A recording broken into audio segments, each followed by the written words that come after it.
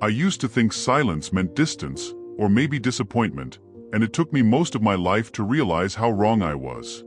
My name is Stephen, I'm 76 years old, and I'm only now beginning to understand why my father never spoke much, and why that silence followed me longer than his voice ever could. My father was a quiet man in a way that made other people uncomfortable.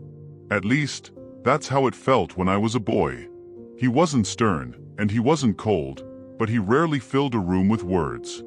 At the dinner table, he'd listen more than he talked. When guests came over, he'd smile, nod, ask one or two polite questions, and then fade back into his chair like he'd already said everything that needed to be said. As a child, I watched other fathers joke loudly, tell stories, clap their sons on the back, and I wondered why mine seemed to live behind an invisible wall. I remember being about 8 years old, sitting at the kitchen table while my father fixed a broken radio. I was chattering away about school, about a boy who'd pushed me at recess, about a spelling test I thought I'd failed. He didn't interrupt me. He didn't correct me. He just worked, hands steady, eyes focused, occasionally making a small sound to let me know he was listening. When I finally ran out of words, I looked at him and waited for something back. He glanced up, smiled faintly, and said, "That happens sometimes." That was it. At the time, it felt like nothing. Years later, I realized it was his way of saying more than I understood. Growing up, I told myself I'd be different. I'd be the kind of man who explained things, who talked things through, who didn't leave people guessing. But the truth is, I carried his quiet with me, even when I tried to outrun it. In my 20s, when I struggled, I didn't call home.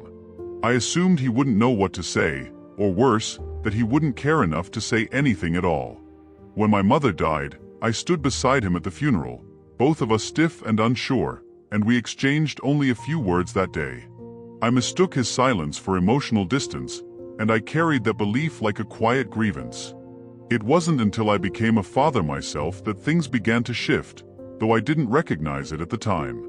My son would come to me with problems I didn't know how to solve. Big questions about fear, failure, and later, about life choices I knew he'd have to make on his own. I wanted to give him answers. Clear ones. Useful ones. But more often than not, all I could offer was my presence. I'd sit with him, listen, maybe say a sentence or two, and hope it was enough. And sometimes, I could see the same confusion in his eyes that I once had in mine. Years passed. My father aged quietly, the same way he'd lived. His body slowed down before his mind did. When I visited him in his later years, our conversations were still brief, but something about them had softened. We talked about small things. The weather. The garden. A neighbor who'd moved away. I still felt that old itch, that desire for a deeper exchange, a moment where he'd finally explain himself, or explain me. I wanted him to tell me he was proud. I wanted him to tell me he understood me. I waited for words that never came. The moment that changed everything happened in an ordinary way, the way most important moments do. I was in my early 50s, sitting with him on the porch of his house. He was older then, thinner, his voice quieter than ever. We sat for a long time without speaking, just watching the light shift across the yard. I remember feeling restless, that familiar discomfort with silence. Then he said, almost to himself, "You did all right." He didn't look at me when he said it. He didn't expand on it. But something in his voice, something steady and certain, stopped me cold. For the first time, I didn't rush to fill the space after his words. I let them sit. And in that silence, it finally occurred to me that my father had been speaking all along, just not in the way I'd been listening for. His language wasn't made of long explanations or emotional declarations.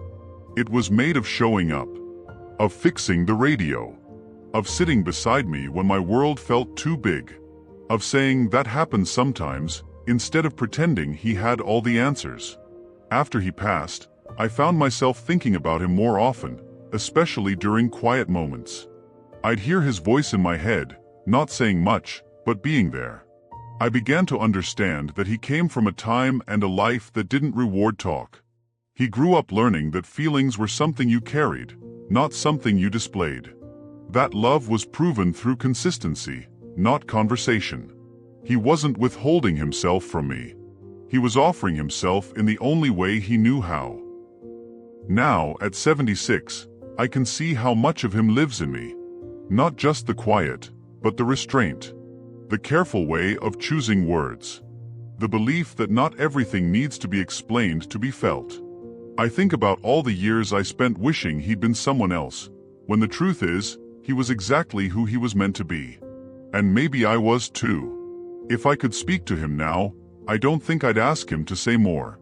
I think I'd just sit beside him again and let the silence do what it always did. Because I've learned, a little late perhaps, that some people don't speak much because they're listening deeply, and some kinds of love don't arrive in sentences, but they stay with you for a lifetime.